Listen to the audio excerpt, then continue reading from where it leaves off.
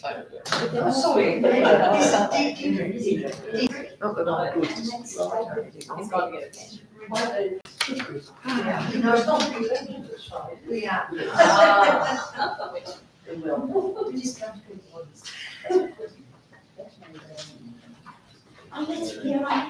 Thank you, everybody.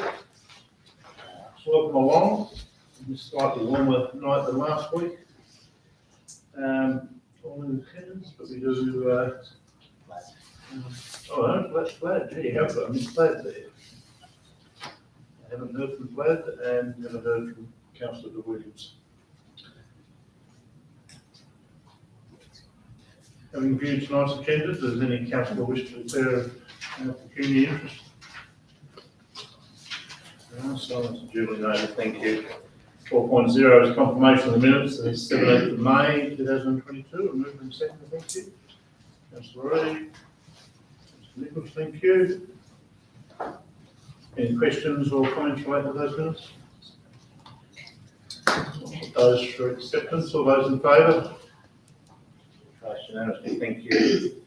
5.0 is the Mayor's report, and just before I ask for move and seconder, pointed out, Councillor Reid and I attended a launch of the public exhibition in relation to the red handfish at IMAS a couple of weeks ago, that could be added, which was a more than interesting night, and good conversation too on that as well. So I have a move and second to my report, please. Councillor Grassi and Councillor Nichols, thank you. And invite any questions or comments.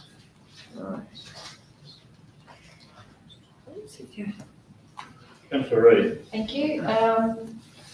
The couple of mentions there of development sites, if you just expand on or give an outline on where they're at, please. Quite a few developers are in the phase of looking at what the next steps in Sorell developing may be.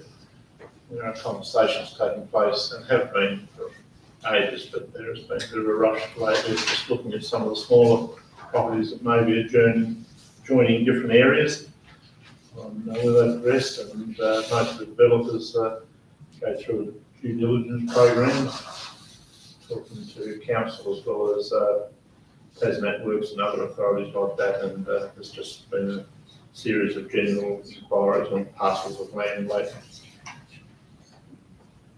Thank you.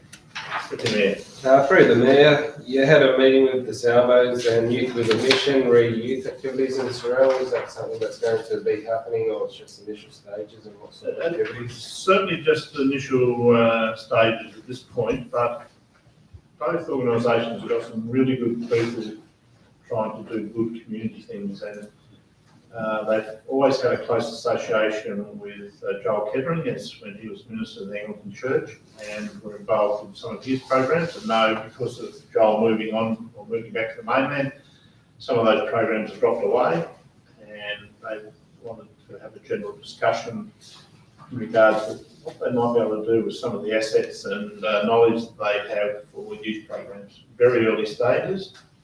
I've been also contacted by a couple of business people that are also keen to give some support for some youth programs, and had a phone call an hour and a half ago from Rebecca White, wanting to come along and have a chat regarding the same issues, as she'd been approached by some of those people as well. So early days, but as we found over a number of years, and Jess was an instigator of some of wanting to bring a lot of programs to Sorell. We found that probably over the last 6 or 7 years, a lot of the programs that used to extend for so many days a week or month into the Sorell area have been withdrawn, and we are battling to get outside or state youth programs down into this area. So it's good to see that business people and community organisations are thinking that way. So we'll have those meetings over the next couple of weeks and just see if we can't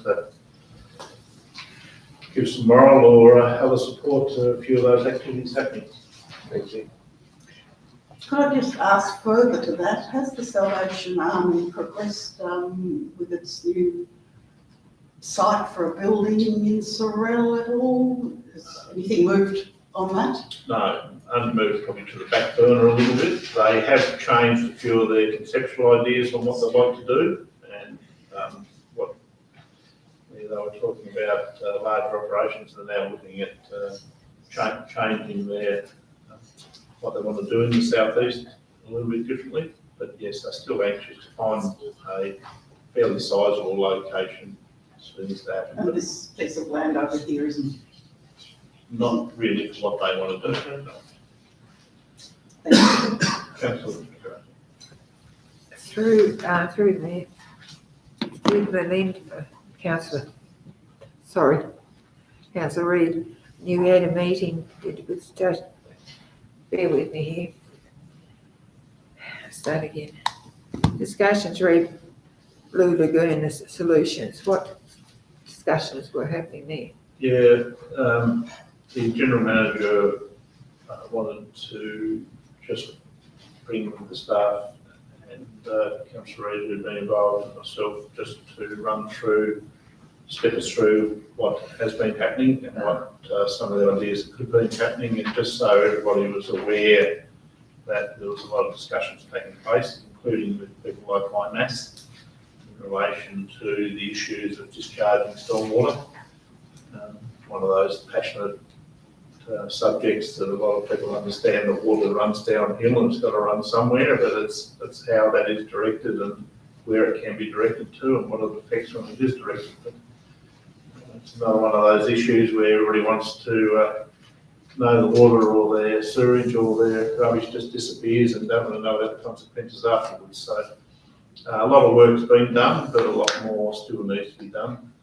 It was very good at the night that Councillor Reid and I went to at IMAS, where they were very supportive of council as a whole in the discussions taking place, and just wanted to be involved to make sure that the boxes would tick their end as well. So open conversation, still got a way to go, I think would be fair to say. Another one, Graham, Brenda Holt, their farewell. Yes. It seems like they've been there forever, but then I've realised how old I am. Yes, Graham certainly and Brenda are institutions.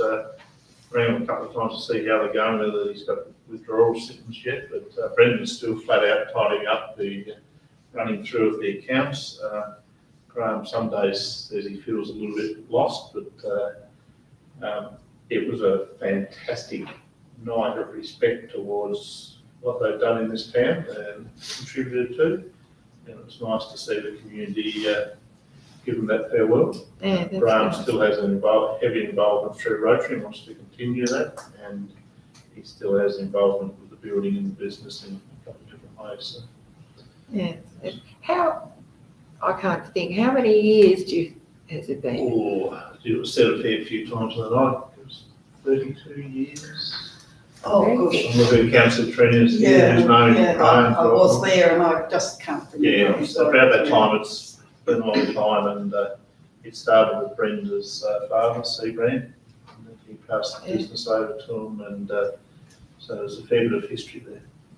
Yeah, I remember the late husband, he went from going back as well. Mm. And the other question I want to ask was in relation to the TAFE working with BEST. Going back here a bit. Yep. Can you sort of bring that up to me, please, a bit? Yes, well, BEST is the new name, Business Employment South East Tasmania, Yes. for the Jobs Hub, and what CERT has been doing with Andrew Hyde, and what Office Strickland's been doing with the business enterprise, of bringing them all together under a centralised funding and identity, a separate identity as part of service. So you may have missed those changes over the last few months. Yeah. That comes in play the 1st of July. But it's fair to say TAFE have had a up and down situation with their lack of development or lack of focus in regional training over the last 15 years as change has been going on. They have recruited some very good people in amongst the organisation that seem to be very open-minded to once again looking at changing how they operate in regional areas. And the people that come down to see us have had a fairly good working relationship with Andrew High, and they would like to build on that, but they're also a part of the MOU that we've signed with the Master Builders Association for getting more people into the building industry. And through Jobs Tas, they're just trying to start to rebuild some of the footpaths out to the regional areas. To give you a quick example there, at present, I think it is 16 that they have to have in a training course. Well, sometimes in Tribunna or Newbina or even Sorell, we struggle to get 16 to a training course. But our feeling is that if we can still run a training course with 8 people, 9 people, and those 9 people walk out into jobs Yeah. with the right training and the right input, that's far better than training 16 people that don't have a prospect of having a job in what you're training them in. So we're asking for some flexibility in regional areas because you can't always dominate the numbers. And it's early days, but they're trying to scope up things differently. They have to plan 12 and 18 months in advance. And one of the other good aspects out of that was the fact that some of the growth areas for us is childcare and aged care. And both those have got set courses in place. Now, if we've got a growth in the industry, those set courses that are already in play don't cater for even half or even a small percentage of the people we need to fill the roles. So it's not easy for TAFE just to throw in an extra 6 or 8 courses for the year. So they are the sort of discussions that we're starting to have. So That's excellent, thank you. Through you, ma'am. Okay. Just, I noticed, I had a look at one of the JAC groups, the subdivisions, and was quite impressed with the level of finesse that they're actually doing, for want of a better word. I noticed you had a meeting with them for further developments. Is it actually more residential that they're looking at, or are you not able to say at this stage?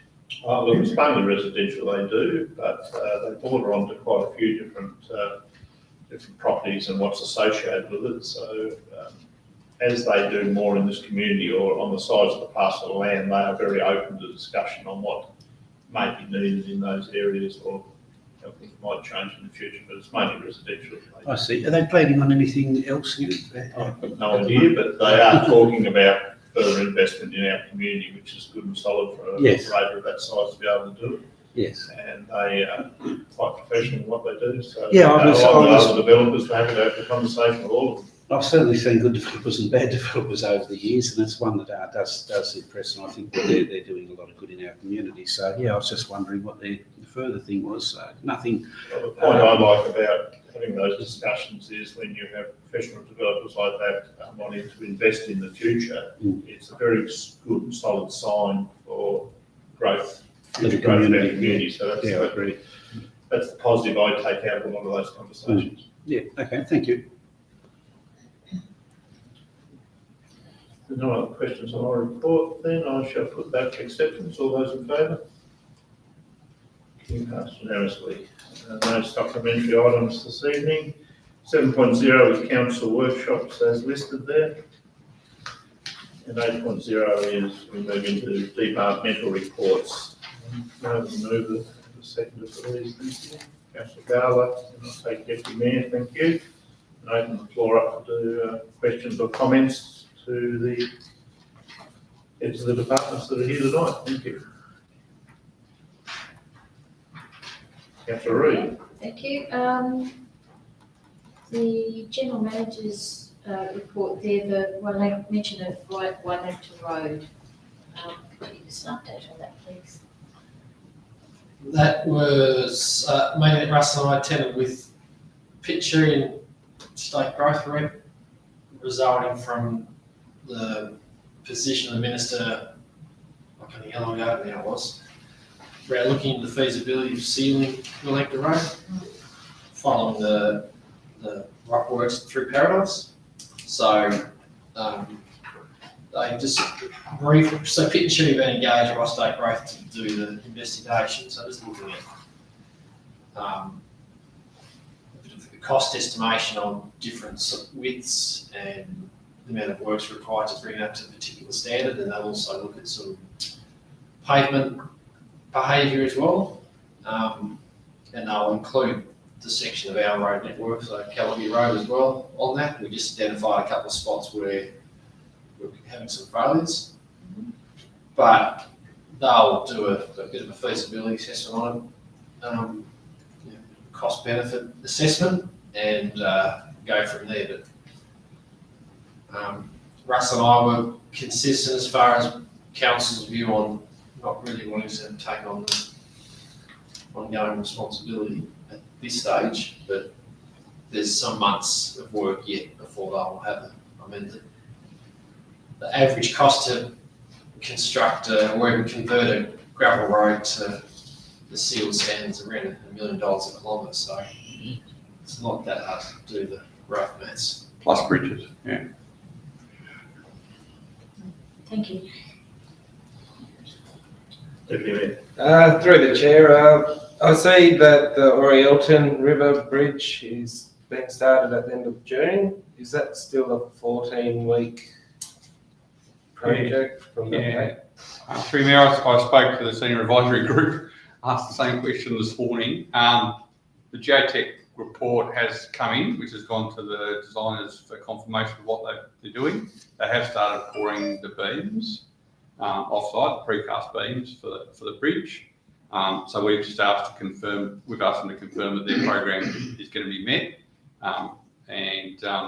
Unfortunately, the project manager's just come back overseas with COVID, but he's working from home.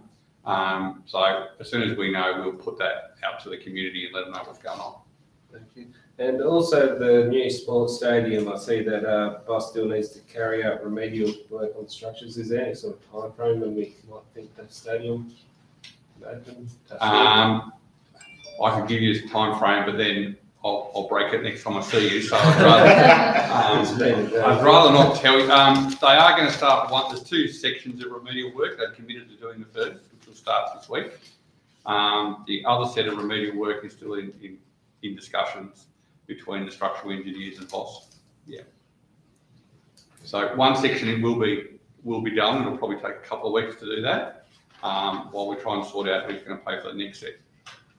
Thank you, Russell. Thank you.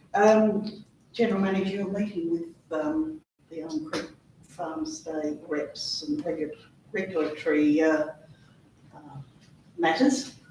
Are you able to mention that? I know that the tribunal still hasn't. Oh, yeah, through the mayor.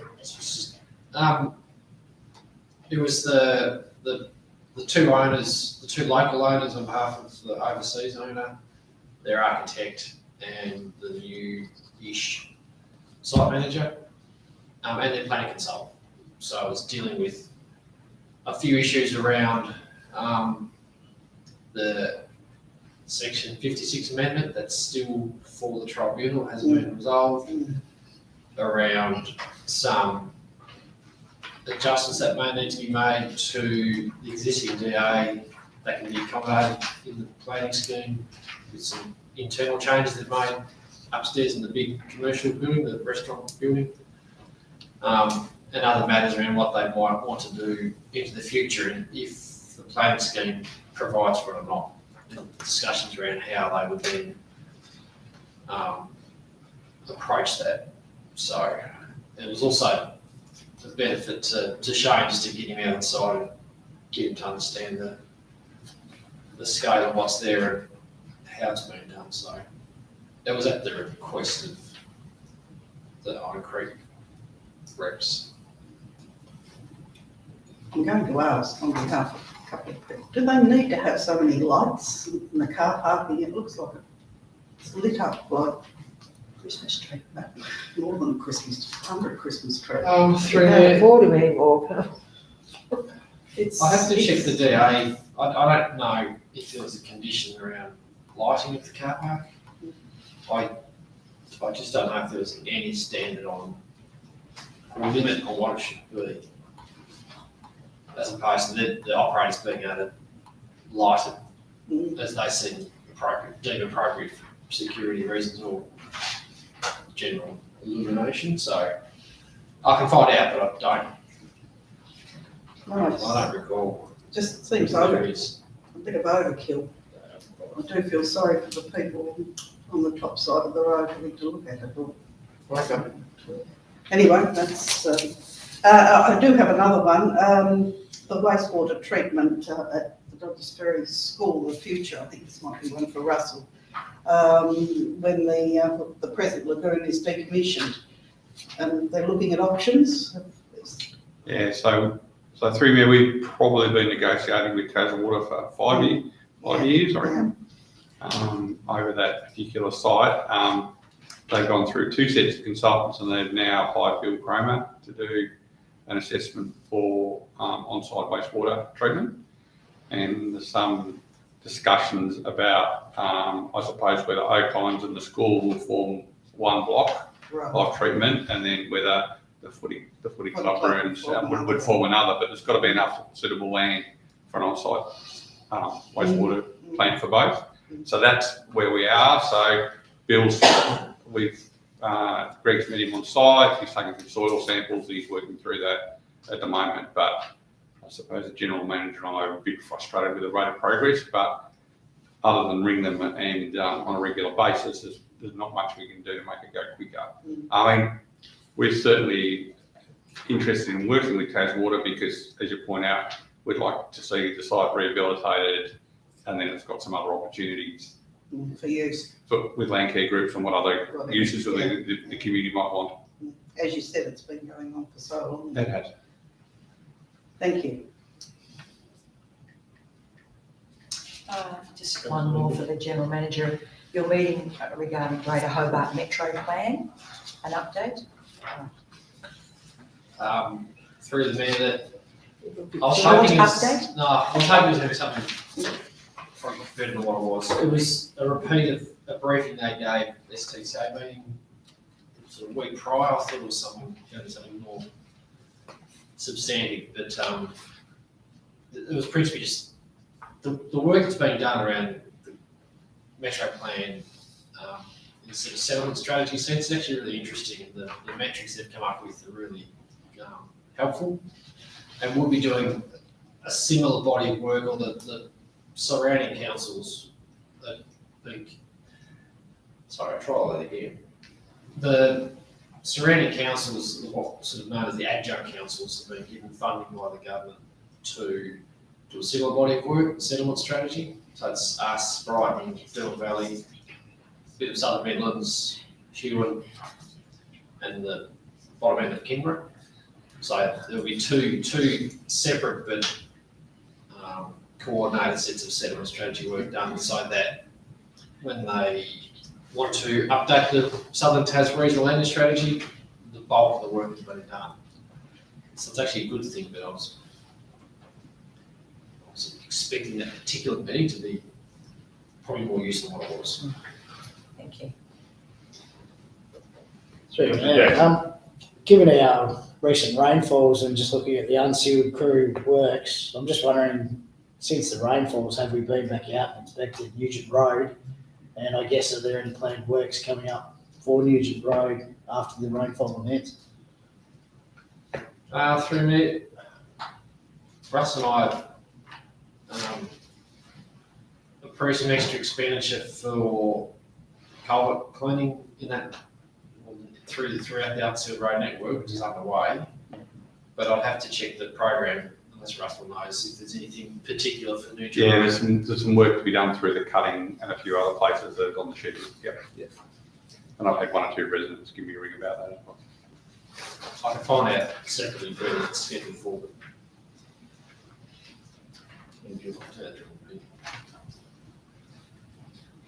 Another question on the departmental reports, I'll put them for acceptance. All those in favour? Unanimous, thank you. No petitions are before us at the moment.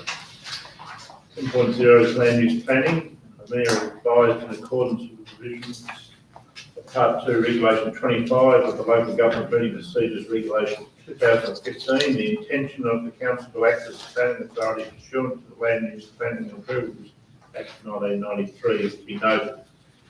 In accordance with Regulation 25, the Council will act as a planning authority in respect of these matters appearing under item 10 on this agenda, inclusive of any supplementary items. 10.1 is development special committee minutes. Can I have a mover and second for these, please? Councillor Reid, Councillor Nichols, thank you. Any comment on these minutes at all? No comments, thank you. I shall put them for passing. All those in favour? Passed unanimously, thank you. Move on to engineering and regulatory services. 12.1 is the STCA Coastal Hazard Regional Strategy. Move to this, please. Councillor Reid. The seconder is Councillor Trenius, thank you. Invite discussion regarding 12.1.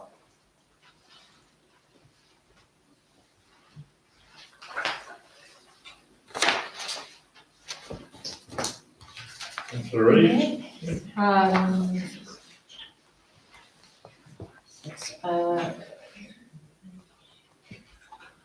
something that other councillors, most of the other councillors have already adopted, and it provides us with a head start on a body of work that we would otherwise have to do in some shape or form. So I commend the report and the recommendation. I do have another question about it though, and that is that where in, once adopted, where does the foreshore management access strategy and other more localised work sort of fit with it? This would be an overarching approach, I'd assume. Yes, we're certainly trying to, all us small to medium-sized councils, the STCA, and on a larger basis around the state are trying to couple in so we're not repeating work or spending money on duplication of consultants and everything else, so that we get the overall view for Southern Tasmania. But I'd have to refer the next steps of that project to the General Manager problem, and just for a little bit more clarification on what that is. Yeah, thank you, Mayor. I mean, we're working through this with Shane and with DBAS as far as the array of documentation that's out there, separate to what these TCAs produced through the Regional Climate Change Initiative, and just trying to get clarity on what we should be, not so much putting a name to what we can actually use usefully in the long term. I mean, we had a separate body of work that Russell helped with some consultants last year that we had funding for, which was looking at sort of risk management around natural hazards and climate change impacts. So that we finished that, but it hasn't been published back to us yet as a final.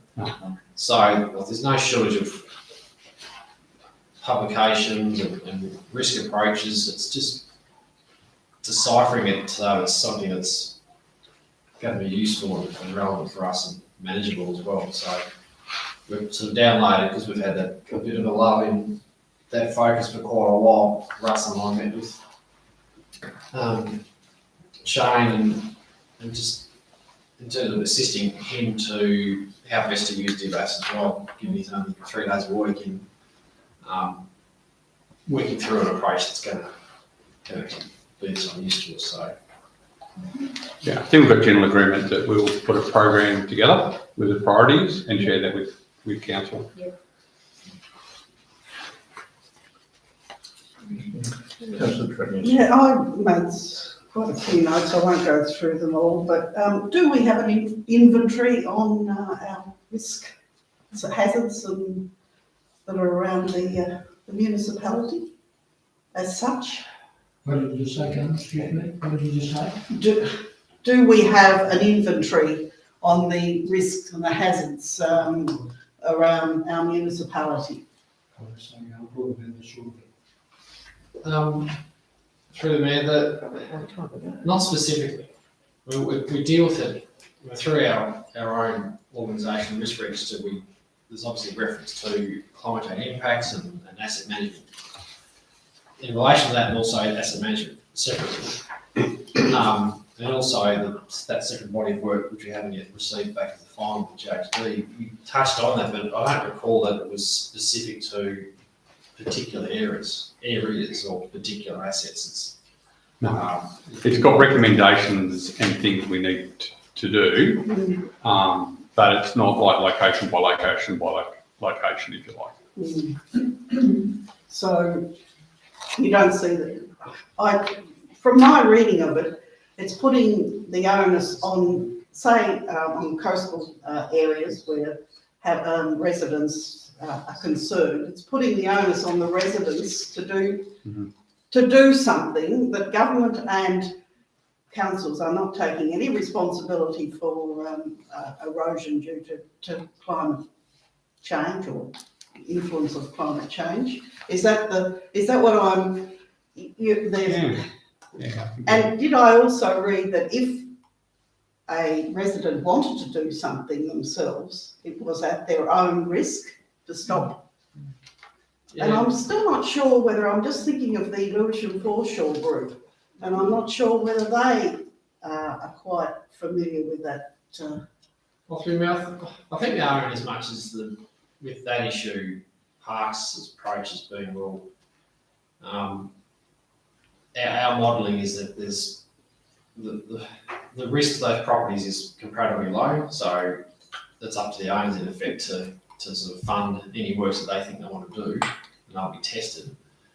But you're right as far as putting the owners back on those who are living in close proximity to coastal areas, but it's a moot point when the local authority has, at some point in the past, allowed it to happen as well. So the extent to, I mean, it's a wonderful area, the extent to which the council can try and put the owners back on owners, or the state government to local government to the owners, that's quite involved.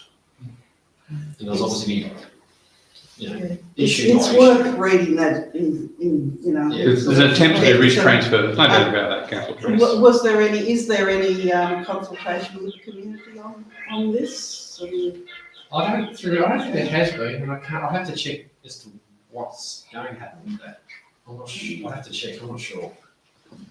Well, we can certainly share it. Well, that's that's the start with our council anyway.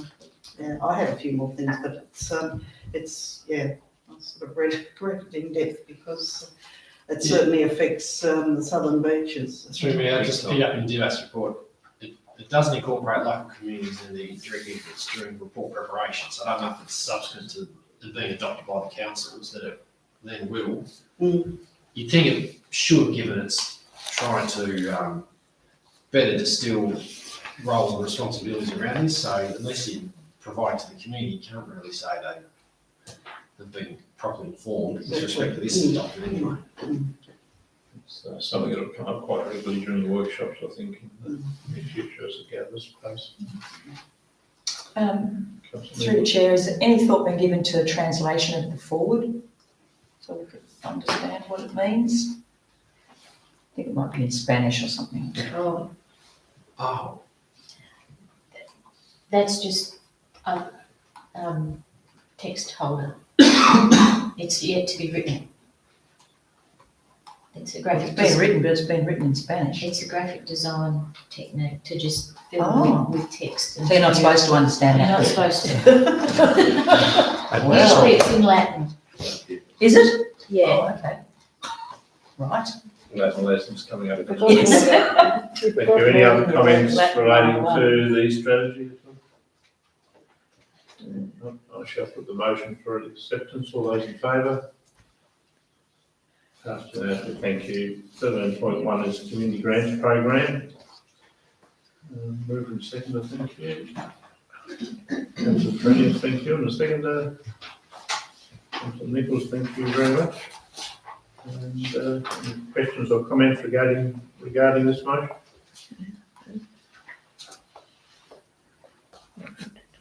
Discussed and the recommendations there, so I shall put this motion for acceptance. All those in favour? Unanimously, thank you. Following point 1 in finance, effective summary financial report May 2022 year to date. Move it, please. Councillor Jackson and Deputy Mayor second, thank you. And invite comments, questions or queries regarding the financial report. A fair bit of detail in there. Getting to the tail end of the year where it's all starting to come together.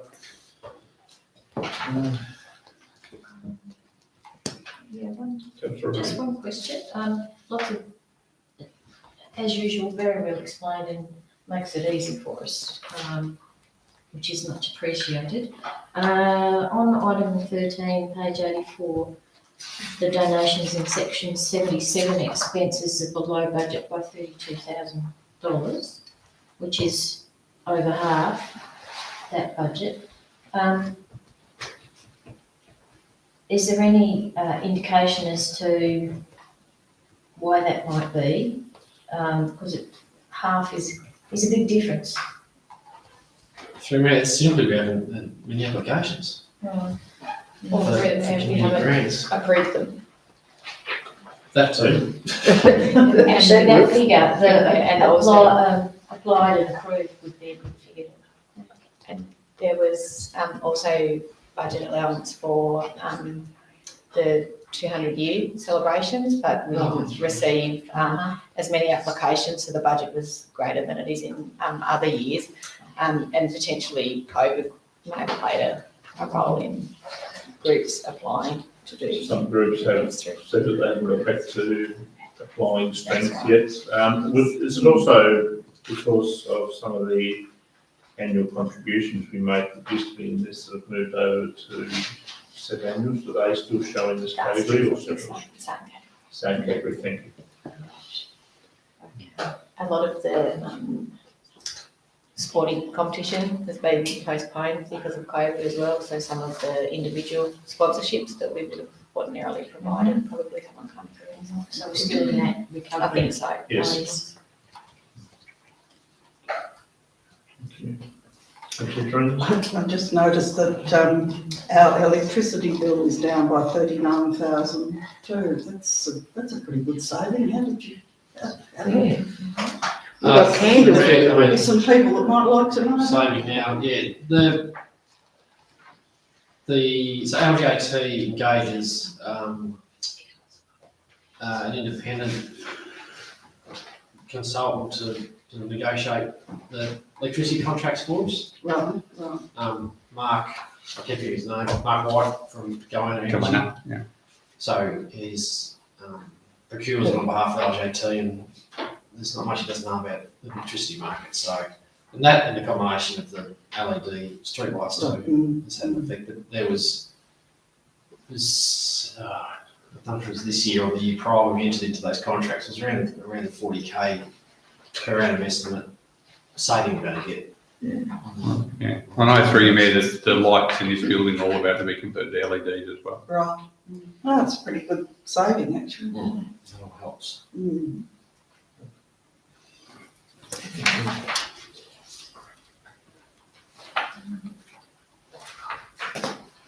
Councillor Reid, do you have something else there? I was just wondering if it's under this item, got page 108 noted. Probably is, must be. It's a capital item, the budget, the grant variance for the Dudlesbury Loop track. Budget of 222,000 and actual of 121. Does that mean the remainder is already allocated for future work or future work yet to be designed? Planned work as opposed to work yet to be designed. It's work that's yet to be done. So it's certainly, we've actually run the budget for that. Okay. See, this is the federal grant we've got. One Yep. grant for two projects, this one and the rail shed. Yep. And I've sought approval from our good friends in Canberra to allow us to be late on both projects. I hope they say yes. To shift some money from the rail shed to the loop to enable those disabled beach accesses to be built. There's another story in that. And also to spend any left, to increase the scope for the rail shed to spend any underspends on that. So all matters have gone to Canberra and hopefully I can come back and say yes to all three. But it may be with the loop track with the last two all access ways to the beach, we may only end up having to being able to do one by virtue of a contractual disagreement. Okay. There's no other questions relating to the financial year-to-date report. I shall put that for acceptance. All those in favour? Passed unanimously. Thank you. 14.2 is 2022-23 fees and charges. Move and second for this recommendation, please. Councillor Nichols and Deputy Mayor, thank you. Invite discussion. Councillor Reid. Thank you, Mayor. My first question is simply this, without a sort of preamble, are the charges increased for CPI or by some a usual factor, or are they similar to last year? Yeah, What's the it's context? 3.5%. Right, okay. When we did the prior month, we did the animal management fees. Caravans. The caravans. At that point, we'd already modelled at 3.5, thinking that's what the CPI was going to be. But it's since turned out to be more than that. But for the benefit of the budget, that's what we settle on for these. Okay. Don't we usually include the current year so we can compare? Because I wasn't quite sure how much some of these have gone up. I think in the past we might have. We may have, but it's simply 3.5% rounded up. We're going to show in the preamble, but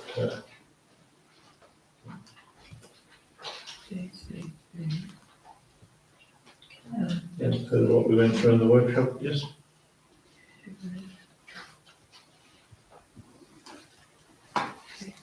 There's no other questions relating to those fees and charges. I shall put the motion for the fee accepted to 2022-23. All those in favour? Passed unanimously. Thank you. With that, we move into questions from the public.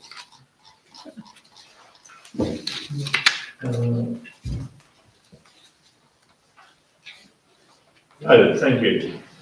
Yeah. My name's David Newitt, I'm 188 Arthur Highway, Sorell.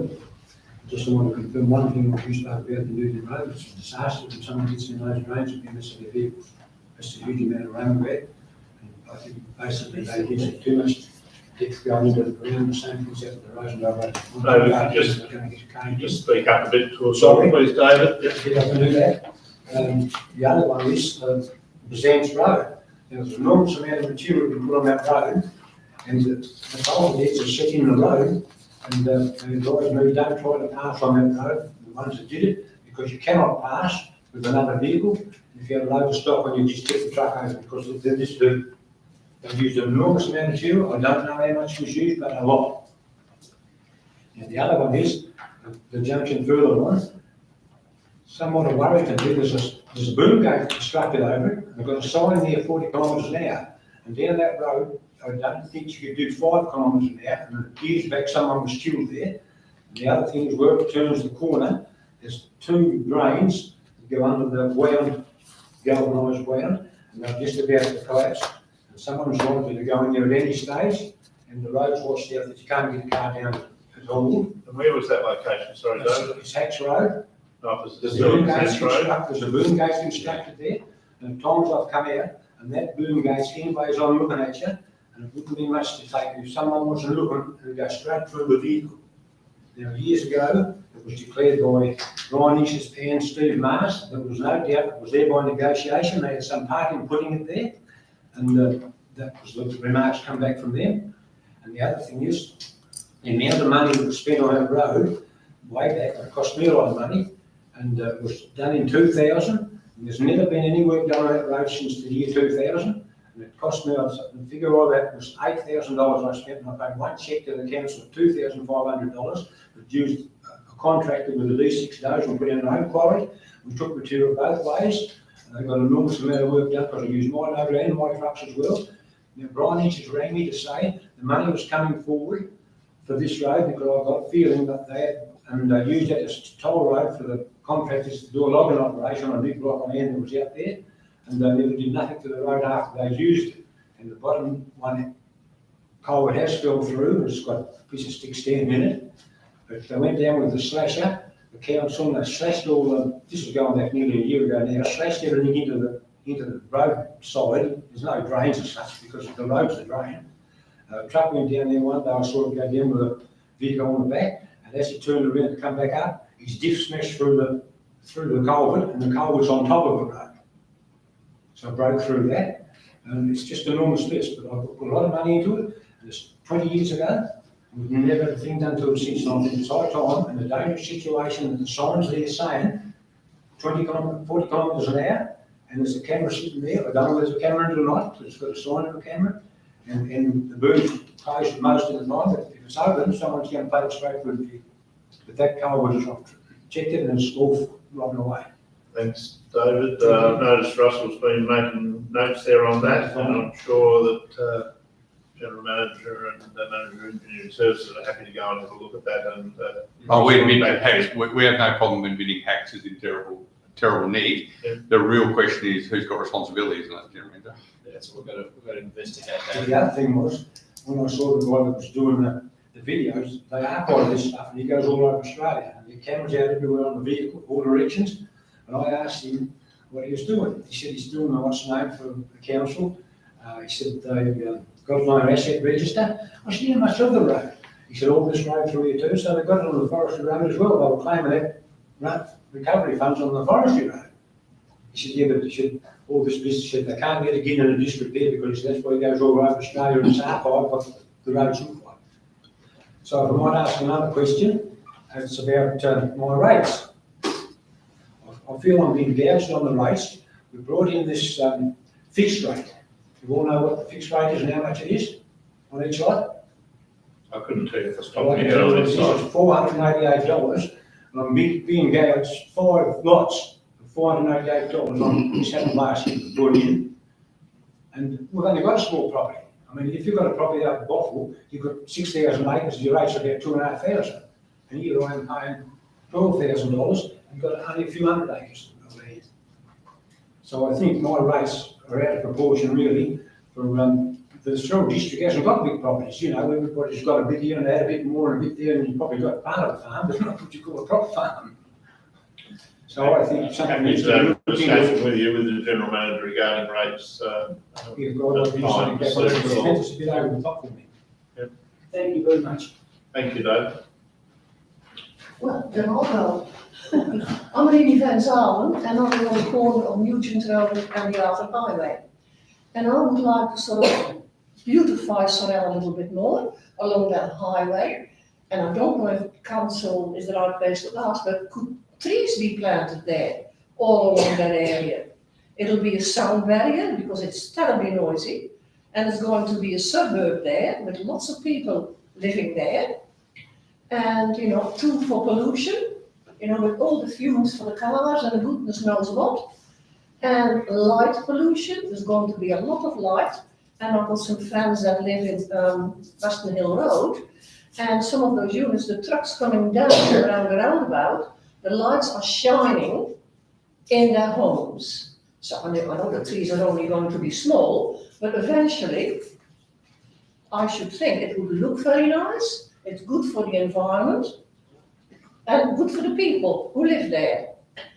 That's the tree situation, but I don't know, should I ask you, or is it the developer? No, it is fine to ask us here. Part of what we've been working on, not so much directly with the main roads department, but certainly we've been having our own discussions about how we beautify the entrance into the town, and whether it's an avenue of trees. We have a specialist in that area to develop our streetscape, which includes the entrance into the town. It's a little bit unknown until you actually see where the lights go or where the vehicle movements are, or some of the house wasn't half finished, but that is something we're addressing as we speak.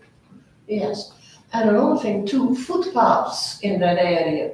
There are no footpaths. We're encouraged to walk daily, to have a bicycle, maybe to go into Sorell, because it's not far away. But where do you walk and where do you ride? That subdivision that's going to be there, there's an area that the entrance will be onto Nugent Road, So I presume those people, if they want to walk on a bicycle, or mothers with a pram, they have to walk along Newton Road, and then they get to Arthur Highway, and they've got to battle through the grass, because there is nothing there. So could a footpath be made all along there? Same thing, people coming out of Paulina Road, if they want to walk, do they walk in the middle of the road? There is no footpath, and there's a lot of traffic on those roads. And that's all I've got at the No moment. worries, Randy. No, very relevant points that you bring up there. Yeah, because, Unfortunately, we can't put footpaths everywhere where we have houses throughout the municipality. What we try and do is we have an extensive and growing network of tracks and trails.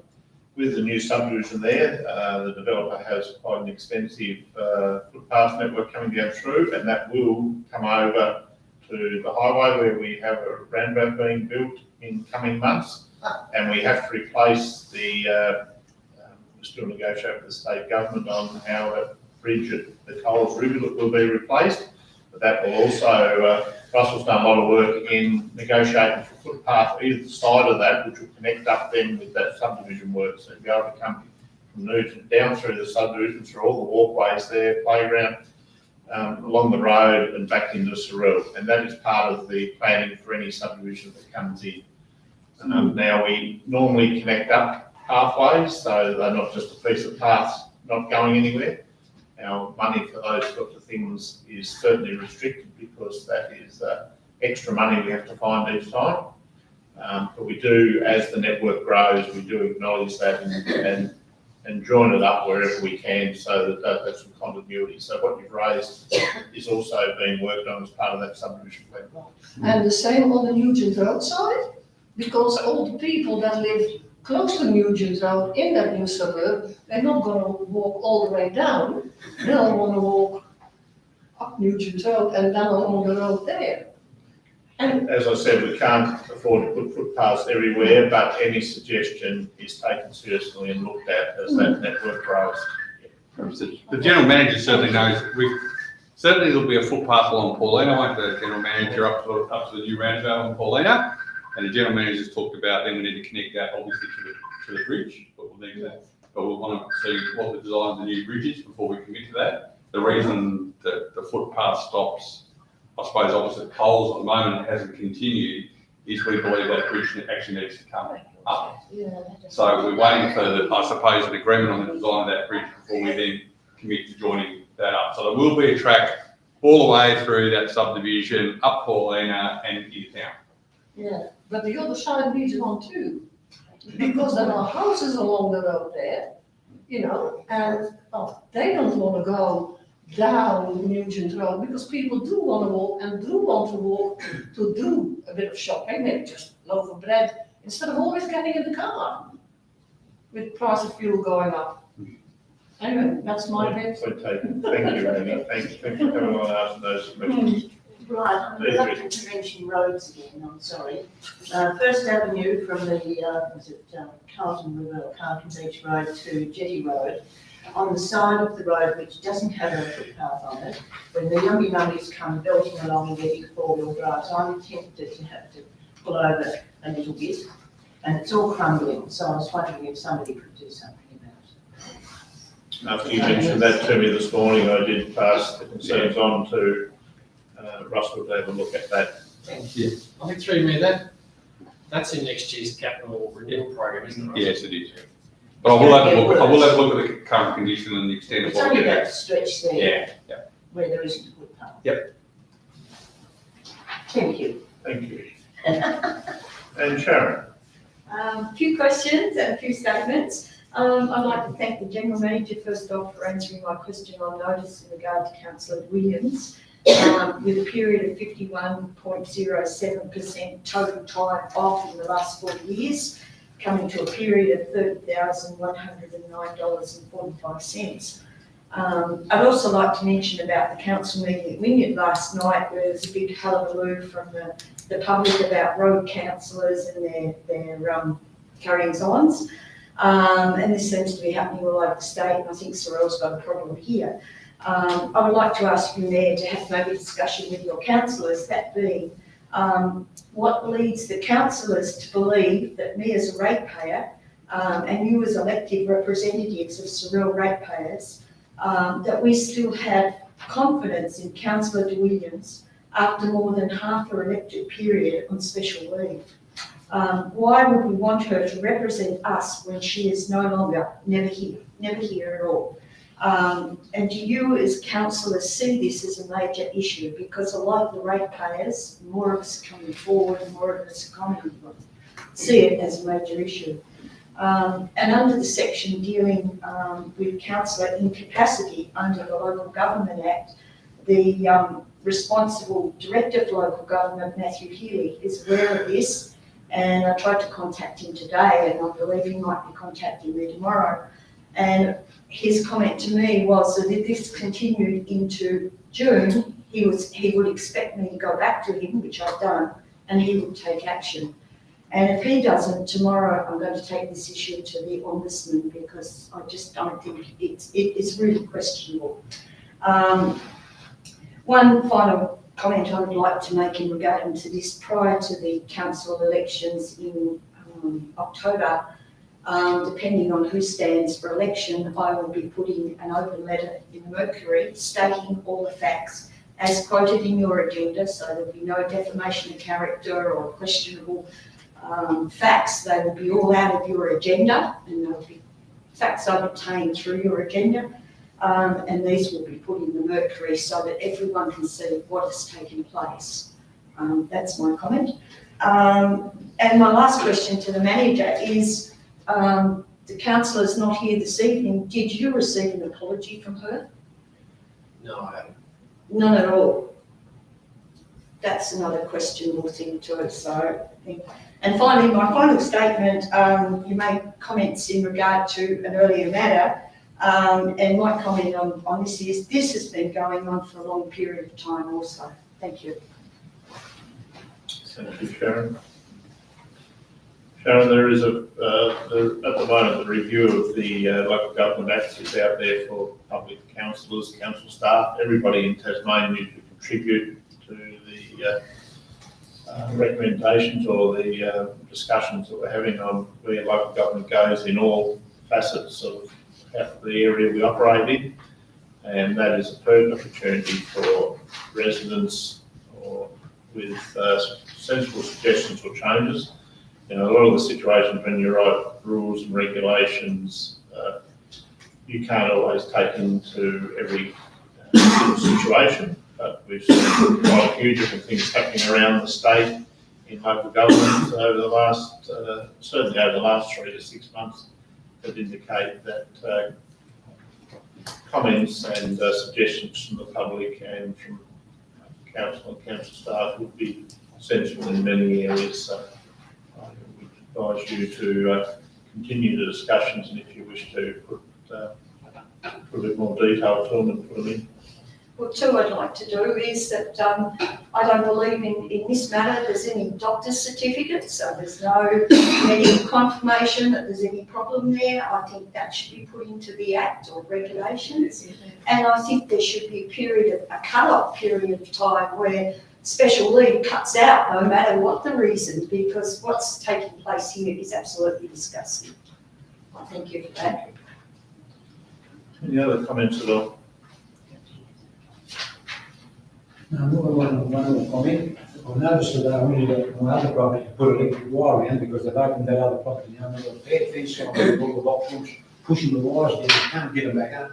So I went down there, I got down that far all the way, there's that much water down on the tracks. And what I do see is a trees, heavy rain, you've got this heap of trees over below that bridge. It starts to build up with a lot of stuff. There's too many trees in there, they need eliminating. But once you get the water start building up, you're going to back it right back up. God knows how far it'll back up. But I think you've got to take action on that because those trees are too dense. And I know what happens when a lot of stuff comes down in the big flood, and that's what I'm saying, there's so much dampness in the soil now, 4 inches of rain, you see an enormous flood. David, I can assure you that part of Russell's and Robert's discussions with Main Roads is about not just those parts, we have a officer working on those things, but also about the size of the opening in the bridge and the flow of the whole rivulet. So we are looking at all that. Thank you. With that, we need to move into close. So I thank everybody for coming on tonight and contributing. Thank you very much.